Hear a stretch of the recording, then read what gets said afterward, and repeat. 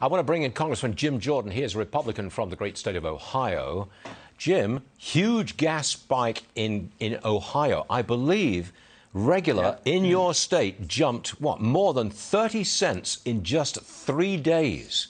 Is that accurate, Jim? Yep. Just a couple of days it went up like crazy. And as you know and your viewers know, inflation is the worst tax possible on American families. So, yeah, this is real. I think now there are like 8 states where it's already over $5 a gallon. Ohio is on the way there, unfortunately.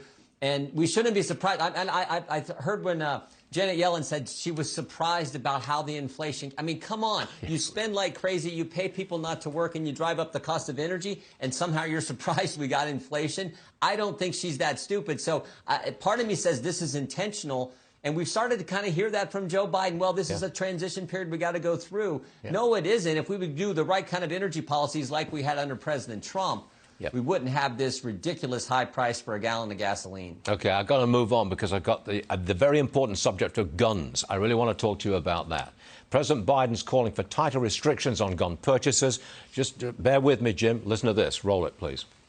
We need to ban assault weapons and high-capacity magazines. And if we can't ban assault weapons, then we should raise the age to purchase them from 18 to 21. These are rational, common-sense measures. All right, Congressman, I'm pretty sure you don't particularly care for either of those two measures. But my question would be, do you support any new laws to control guns or access to guns? Any new laws at all? I don't support anything that's going to restrict law-abiding American citizens' right to Second Amendment liberties.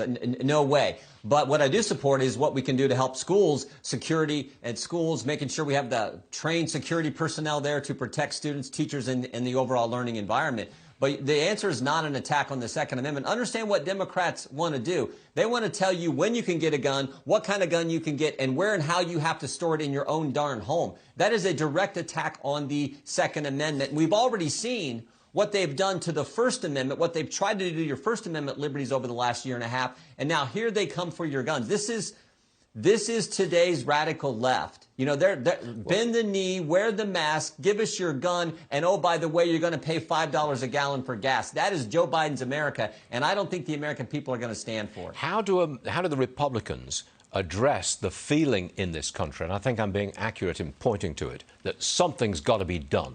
We can't have these mass shootings on and on and on. How do the Republicans respond to that feeling?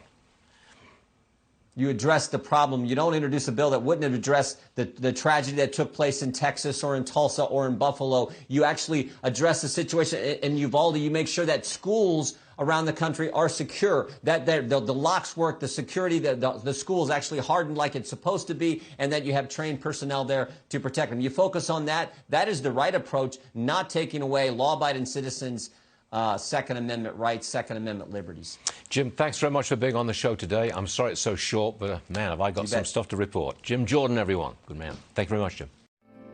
'Cause the flag still stands for freedom, and they can't take that